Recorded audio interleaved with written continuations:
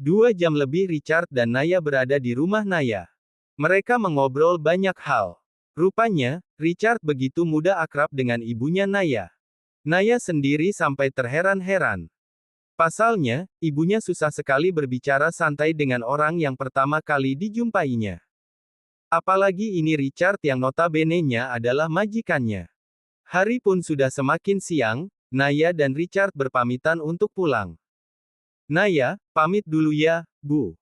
Kapan-kapan Naya main ke sini lagi, ucap Naya sambil mencium tangan ibunya. Iya Nay, jangan terlalu sering main ke sini. Kasihan anaknya Tuan Richard jika ditinggal terus, ujar ibunya Naya. Panggil saja Richard, Bu. Kan tadi saya sudah mengizinkan ibu untuk memanggilnya begitu, ucap Richard yang tidak ingin dipanggil Tuan oleh ibunya Naya. Ah, ibu tidak enak jika memanggilmu seperti itu, jawab ibunya Naya. Sudahlah Bu, turuti saja kemauan Tuan Richard, sambung Naya agar perdebatan memanggil nama itu selesai. Baiklah, kalian berdua hati-hati ya di jalan. Nak Richard terima kasih sudah mengantar Naya untuk bertemu ibu. Sama-sama Bu. Kami pamit ya, ucap Richard. Naya dan Richard berjalan menuju ke mobil yang terparkir di halaman rumah Naya. Mereka memasuki mobil kemudian Richard langsung menancapkan gasnya melesat jauh dari lingkungan rumah Naya. Aku akan membawamu ke sebuah danau di dekat pinggiran kota. Apa kau akan menyukainya? Tanya Richard menanyakan pendapat Naya. Tergantung.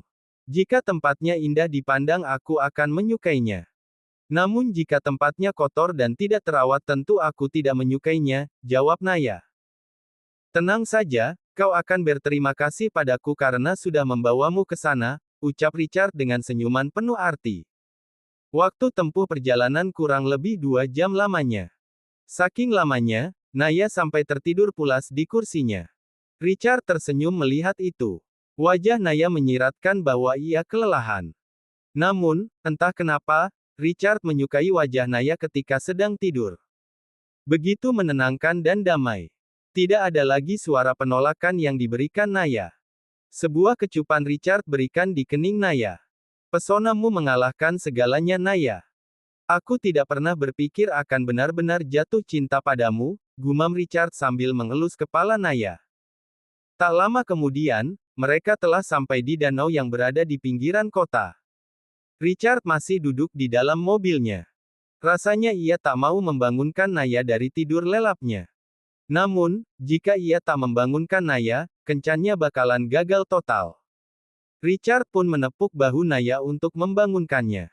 Merasa tubuhnya disentuh Naya pun membuka matanya. Udah sampai ya? Maaf aku tertidur saat di perjalanan. Rasanya ngantuk sekali. Apa kita sudah sampai di sini lama? Ucap Naya dengan suara khas orang bangun tidur. Bukannya merasa ilfil, Richard malah tergoda. Suara itu seperti sebuah rayuan untuknya. Kepala Richard semakin mendekat ke arah Naya. Ia langsung mencium bibir Naya saat itu juga. Bibir yang selalu menjadi candu baginya setelah pertama kali menciumnya. Belum ada balasan dari Naya. Naya terdiam karena terkejut akan ciuman yang datang mendadak. Richard mulai mat bibir Naya. Tangannya pun kini sudah berada di tengkuk Naya. Seolah memberikan perintah agar Naya membalas ciumannya. Naya merasakan sensasi aneh dalam dirinya. Biasanya ia akan menolak atau bahkan meronta-ronta untuk dilepaskan. Kali ini, ia menerima ciuman itu begitu saja. Tanpa sadar, Naya mulai membalas ciuman Richard tersebut. Mulai dari bibir bawah dan atas bergantian. Richard menggigit bibir bawah Naya, supaya ia membuka mulutnya. Ketika mulut Naya terbuka Richard langsung mengabsen isi dalam mulut Naya. Irah Richard tak bisa dihentikan. Tangannya yang semula berada di tengkuk Naya mulai turun ke baju kemeja yang dipakai Naya. Ia membuka kancing Naya pelan, agar Naya tak curiga. 3 kancing teratas baju Naya telah terbuka memperlihatkan belahan dada Naya. Richard mulai meraba dada Naya yang masih terbalut bra. Naya mengeluh kemat. Badan Richard semakin mendekat ke Naya. Richard menurunkan jok mobilnya agar lebih rendah. Itu akan memudahkannya udah melakukan aksinya. Kini tubuh Richard sudah berada di atas tubuh Naya. Kancing baju Naya pun sudah terlepas semuanya, meninggalkan bra yang terlihat di dalamnya. Ciuman itu belum berhenti sama sekali, hingga Naya pun kehabisan napas, dengan terpaksa Richard menghentikan ciumannya memberikan jeda waktu pada Naya. Namun, sebelum Naya sadar apa yang sudah ia lakukan, Richard langsung membungkam mulut Naya lagi. Tangan nakal itu mulai masuk ke dalam bra Naya, mencari benda kenyal milik Naya yang menggugah seleranya. Richard merasterismas salah satu buah dada Naya dengan lembut. Lalu menghentikan ciumannya ketika Naya sudah mulai merasakan sensasi aneh dalam tubuhnya. Richard mencium belahan dada Naya.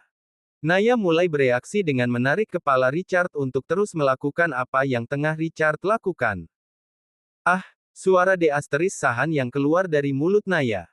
Sebuah tanda kepemilikan pun sudah terlukis indah di tubuh Naya.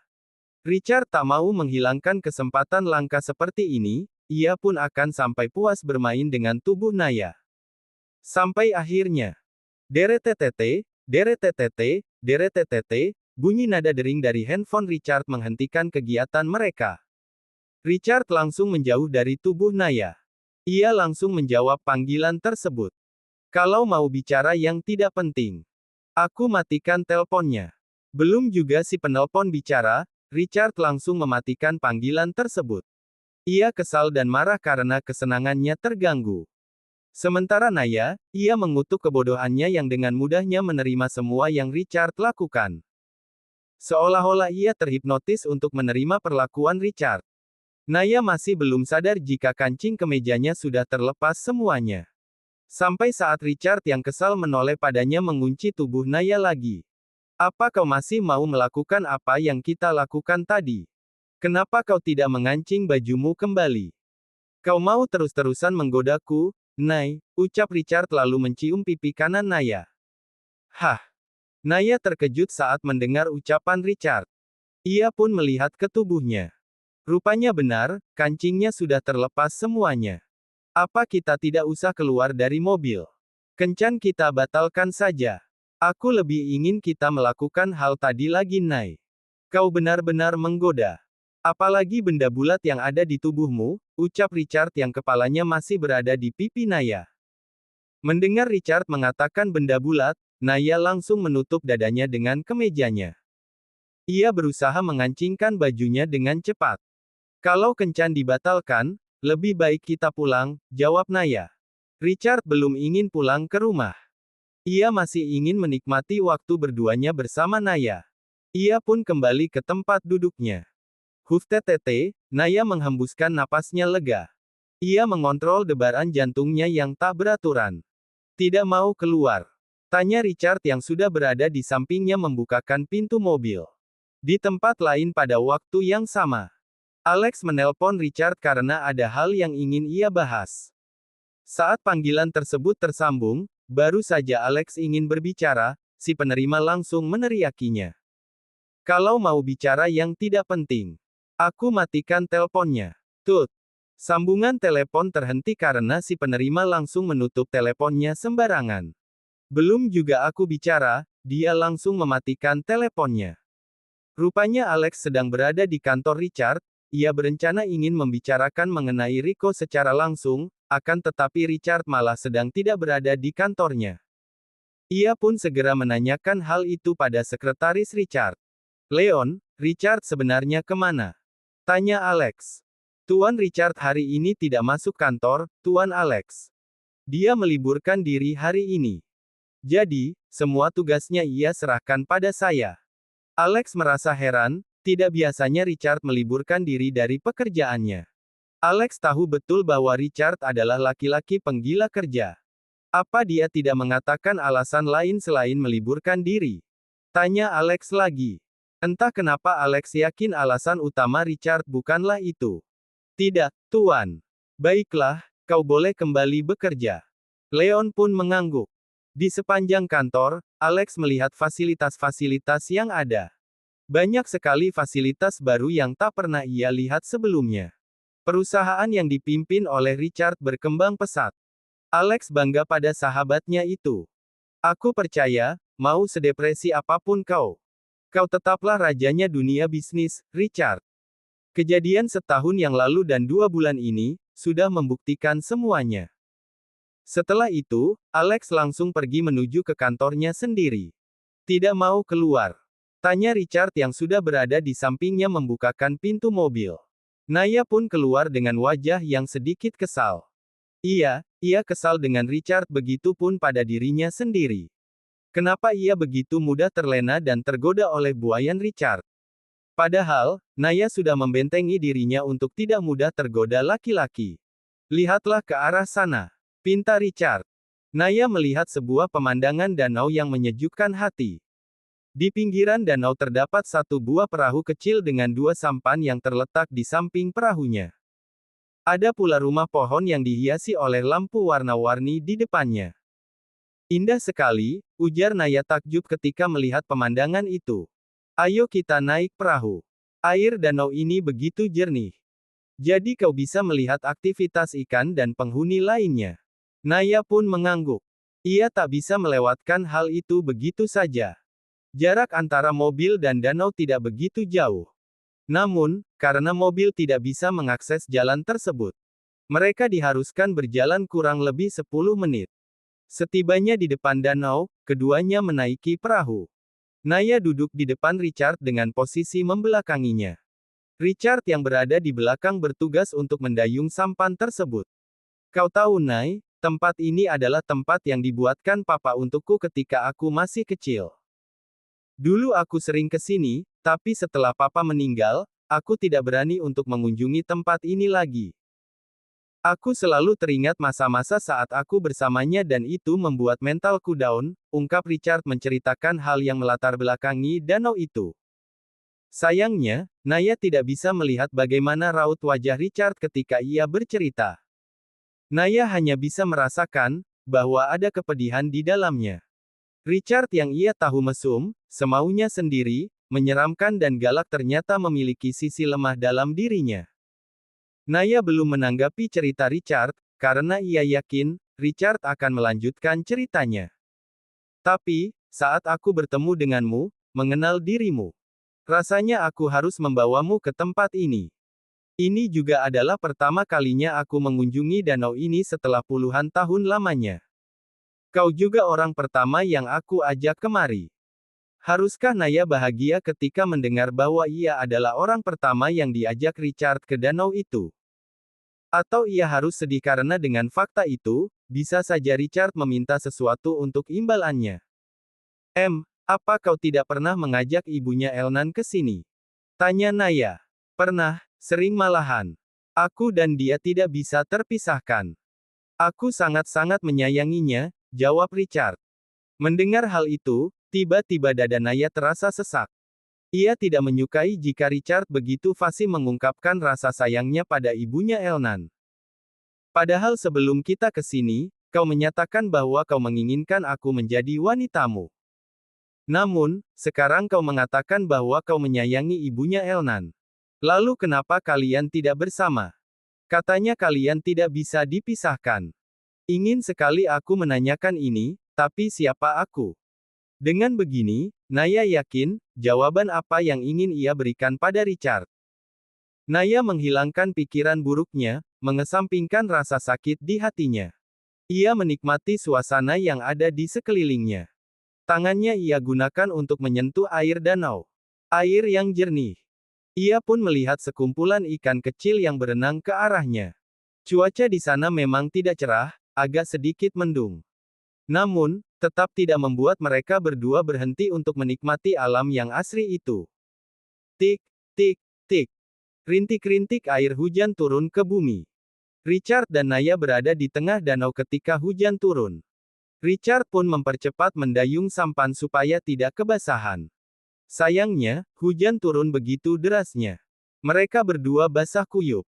Setelah sampai di tepi danau, Richard langsung menarik tangan Naya untuk berlari bersamanya menuju rumah pohon. Ia membiarkan Naya naik terlebih dulu ke dalam rumah pohon itu. Naya kedinginan, ia memeluk lututnya agar merasa sedikit kehangatan. Namun, semua itu tidak berhasil. Baju Naya sudah terlalu basah.